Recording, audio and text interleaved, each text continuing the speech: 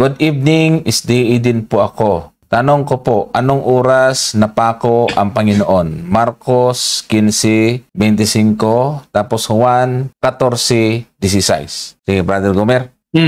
Ano yung tanong niya, Brother Johnson? Anong oras napako ang Panginoon Well, sa cross? Alam niyo po Ayon kasi... sa mga talatang yan. Oo.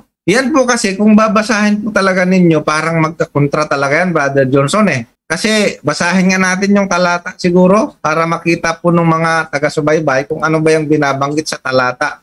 Sige. Ano yung isang talata na binanggit niya? Marcos 15:25, ayan na, nakalagay na sa talata. At Juan 19:14. Ayan. Ang sabi po dyan kasi, at ikatlo na ang oras at siya'y kanilang ipinako sa krus.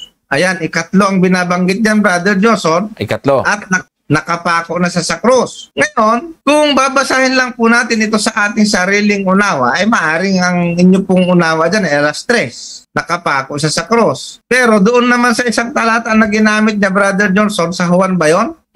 Tingnan naman natin yung nasa Juan. Ang sabi naman dito, noon nga'y paghahanda ng Pasko at nooy mag-iika-6 ng oras at sinabi niya sa mga Hudyo, narito ang inyong hari. Ayan, mag-iika-6 naman ito. So parang lumalabas, Brother Johnson, magkakontrabaga ito. Mag-iikatlo at mag-iika-6. Yan. No? So yan po yung sinasabi dito, mga kapatid. Dito po sa Marcos, ang tinutukoy po dyan ay nung maipako siya sa cross. Mag-iikatlo. Yan pong ikatlo na yan, sa pag-aaral po niyan, sa termino na ginamit po ni Marcos, mga kapatid, Brother Johnson, yan po ay alas 9 ng umaga, Brother Johnson, kung hindi ako nagkakamali doon sa aking pagkakaalala. No? Alas 9 po yan. Ang tawag po dyan ay ikasyam sa Magandang Balita Biblia. Oh, yan. Ilagay mo nga doon sa isang translation. Alas 3. Alam ko, alas 9 ng umaga yan nung ipako siya. Yan.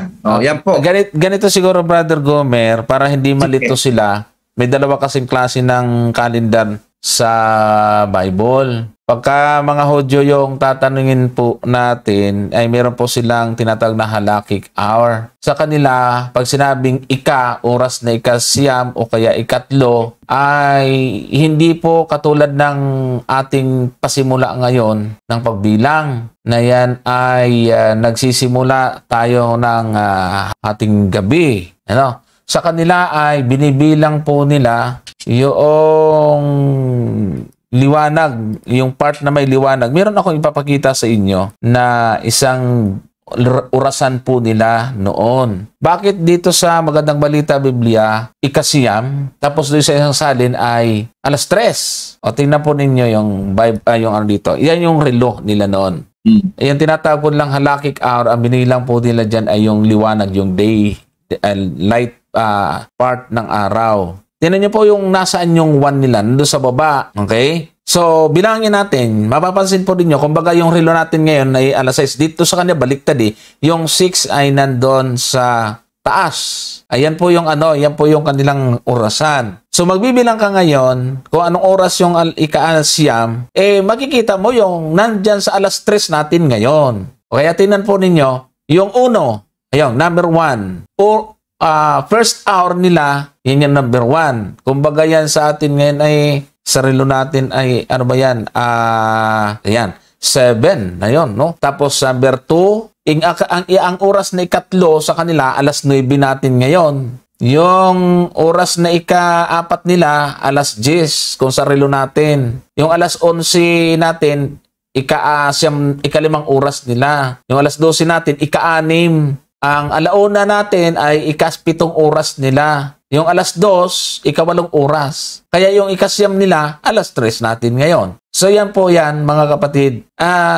Nataon na ito ay naipresent ko dahil nga yung doon sa Operian na sila ay sunrise to sunrise. Ang kanila pong pinagbasihan ay mali. Dahil ang tawag po dyan ay halakik hour na yung binibilang. Kasi sa Juan ay may sinasabi po doon na sa tinan mo sa Juan 11:9, merong binabanggit doon kung ilang oras lang sa isang araw na mali naman sa ating panahon ngayon. Sabi dyan, sinabi ni Jesus, hindi ba't may 12 oras sa maghapon? Ayan, di ba? Kaya pagka binasa mo sa mga lumang Biblia, Parang magkakamali na sa kalendaryo natin, lumang Biblia, dyan din. Sumagot si Jesus, hindi baga ang araw ay may 12 oras? Kung ang isang tao ay lumalakad samantalang araw, ay hindi siya natitisod sapagkat nakikita niya ang ilaw ng sanglibutan ito. Itong nasa relo po na nasa inyong screen, nakikita ko ninyo, ay yan lang po yung half day, yung part na maliwanag. Hindi po yan kasama yung dilim. Kaya yung sumulat ng kamatayan ng Panginoon, ayan ang ginawang basihan ng pabilang, yung day part. Kaya yung ikasiyam ay binanggit na ikatlo sa ibang mga salin at sa ibang talata sa ulat ni Juan ba yun? Yung 12? Ano po yung nakasulat po doon? 19:14 na binasa natin kanina ng Juan. Yan, itong mag-iika-anim dito, yan yung mag-iika-anim ang oras, yun yung pagkapako. Pagkapako yan. Pero namatay siya alas 3. Yan. So yun sinasabi kanina ni Brother Gomer. Yan yung... Ito kasi Brother Johnson, para maintindihan nila, yung binanggit mo na halakik hour, ginamit ng Panginoon yan dito sa kanyang talinhaga eh. Pansinin po ninyo mga kapatid, dito sa Mateo 20, ito po yung talinhaga ng mga manggagawa sa bukid. Tama yan, Brother Gomer. Sabi po dyan, kung babasahin niyo po yung talatang 1 sa chapter 20, ang ating Panginoon na nagsasalita dyan, sabi niya, sapagkat ang kaharian ng langit ay tulad sa isang tao na puno ng sangbahayan na lumabas pagka umagang-umaga upang umupa ng manggagawa sa kanyang ubasan. Ito pong oras na ito, yung binabanggit dito, ito yung first hour. Or alas 6 po ito ng umaga. Pasukan talaga nila. Ayan. At sabi doon sa 2, sabi niya, at nang makipagkasundo na siya sa mga manggagawa ng 1 denaryo sa bawat araw, ay isinugo niya sila sa kanyang ubasan. Pagdating sa 3, sabi niya, at siya ay lumabas ng malapit ang 3 oras, alas 9 po yan. So alas 6, alas 9, at makikita nyo rito sa talatang 5, sabi niya, lumabas siyang muli ng malapit na ang oras na ika-6, alas 12 po yan ng tanghali. Sa atin. Okay? Sa talatang 5. Pagdating sa talatang 6, pagdating sa talatang 6, ang sabi niya ron, at lumabas siya ng malapit na ika-11 oras, alas 5 na po ito, hapon na. Okay? At nakasumpong siya ng iba pang nakatayo at sinabi niya sa kanila, bakit kayo'y nakakatayo rito sa buong maghapon at walang ginagawa? At sabi dito, at sinabi niya sa kanya, sapagkat sino may walang umupa sa amin, sinabi niya sa kanila, magsiparito din naman kayo sa ubasan. Sa talatang 8, at nang dumating ang hapon, ito na po yung ika-12 oras, sunset na ito. Sinabi ng Panginoon ng ubasan sa kanyang katiwala, tawagin mo ang mga manggagawa at bayaran mo na sila. Mo sila ng kaupahan sa kanila na mula sa mga huli hanggang sa mga nauna. At paglapit sa talatang 9 ng mga inuupahan ng malapit na ika-11 oras, ay tumanggap ang bawat isa ng 1 denaryo. Yung pumasok, Brother Johnson, ng alas 5, nagtrabaho siya hanggang alas 6 ng hapon, 1 oras lang nagtrabaho. Abay, ang tinanggap na sweldo ay 1 denaryo, yung sweldo sa buong maghapon. Ngayon, abay, sa talatang 11, ang sabi niya, at nang kanilang tanggapin ay nangagbulong laban sa puno ng sangbahayan. Kasi nga, babasahin mo natin yung talatang 10. At sabi, nang magsilapit ang mga nauna, o yung mga nagtrabaho, Brother Johnson, ng alas 6 ng umaga, no? Nagtrabaho sila alas 6 hanggang alas 6, 6 to 6, 12 hours, ang sabi niya. At nang magsilapit ang nauna, ang isip nila ay magsisitanggap sila ng higit. At sila ay nagsitanggap din ng bawat tao ng 1 denaryo. Sa talatang 11, at nang kanilang tangkapin ay nangagbulungan laban sa puno ng sangbahayan na nagsasabi, 1 lamang oras. Pansinin nyo yung pumasok ng ika-11 oras, ay kung siyempre, sabi ko nga sa inyo, kung babasahin nyo, ika-11 oras, akala nyo alas 11 ng umaga po ito. Hindi po. Pinakita na ni Brother Johnson na yung binabanggit dito na ika-11 oras, ito po ay alas 5 na ng hapon. At sila po ay nagtrabaho lang ng 1 oras. Kaya nga ang sabi doon sa talatang 12 na nagsasabi, 1 lamang oras ang ginugol nitong mga huli. Sila'y pinantay mo sa amin na aming binataang hirap sa maghapon at ang init na nakakasunog.